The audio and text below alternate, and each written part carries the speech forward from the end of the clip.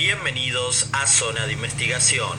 Lo que nos convoca hoy es la que podría ser una de las mentiras más grandes de la historia, el falso hundimiento del Titanic. La espectacular teoría conspirativa de Andrew Newton, en la cual se basa este video, asegura que todo fue planeado de antemano y que no fue el Titanic el que se hundió en el Atlántico aquella helada noche del 15 de abril de 1912, sino que fue su hermano mayor, el Olympic. Todo habría sido planeado con el fin de estafar a la compañía aseguradora y evitar la quiebra. Para entender bien la historia debemos remontarnos al año 1903, cuando la compañía White Star Line fue adquirida por la Marina Internacional Mercantil, propiedad del banquero J.P. Morgan.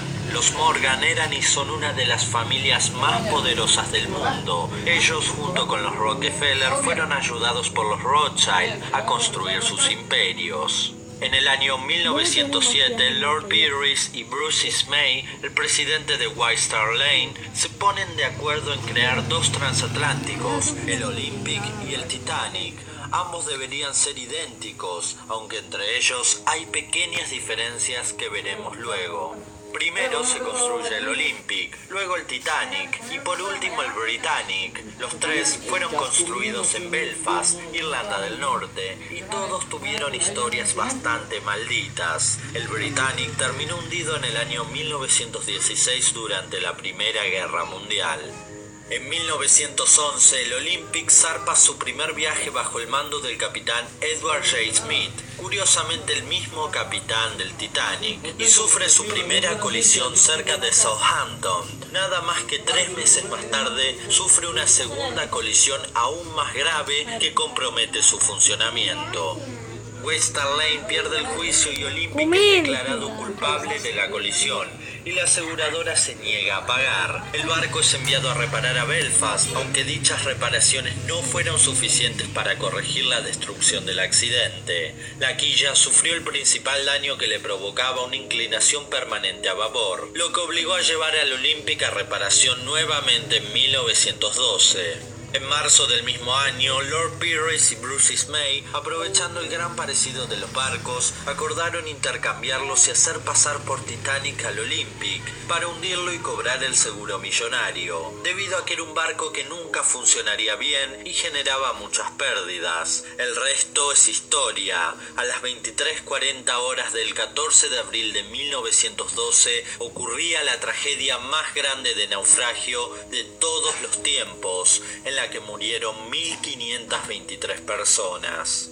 Se calcula que en solo un fin de semana se podría haber realizado el cambio de utilería y del nombre de los barcos tranquilamente. Pero esta teoría no se queda ahí, tiene muchas irregularidades que vamos a ver a continuación.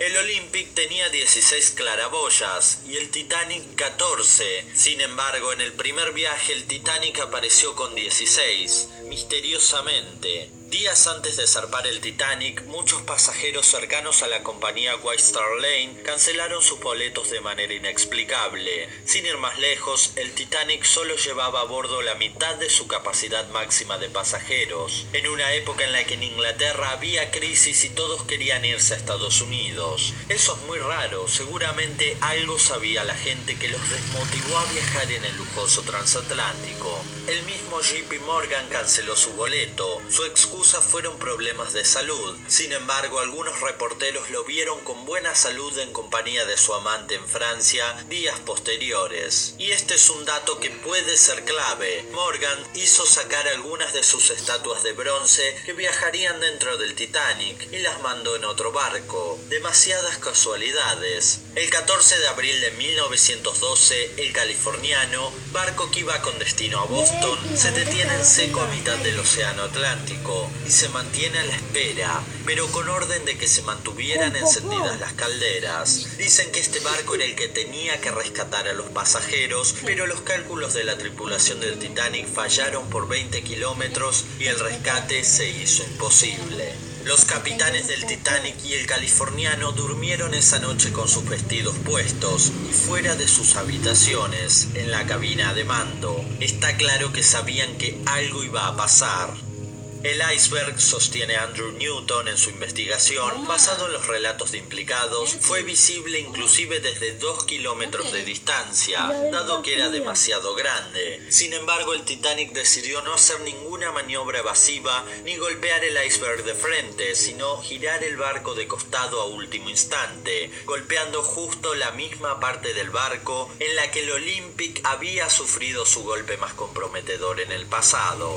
En los restos del Titanic se encontró pintura gris, pero lo curioso es que el Titanic nunca había sido pintado de gris. Y como vemos en la fotografía, el Olympic antes de ser negro sí había sido pintado de gris, lo que indica que el barco fue repintado para ser disfrazado como Titanic. Son demasiadas las pruebas. Las letras del nombre en la proa del barco hundido, con el paso de los años y el deterioro, dejaron ver detrás de ellas las letras MP, que corresponden a Olympic. Esas letras nunca podrían ser del Titanic.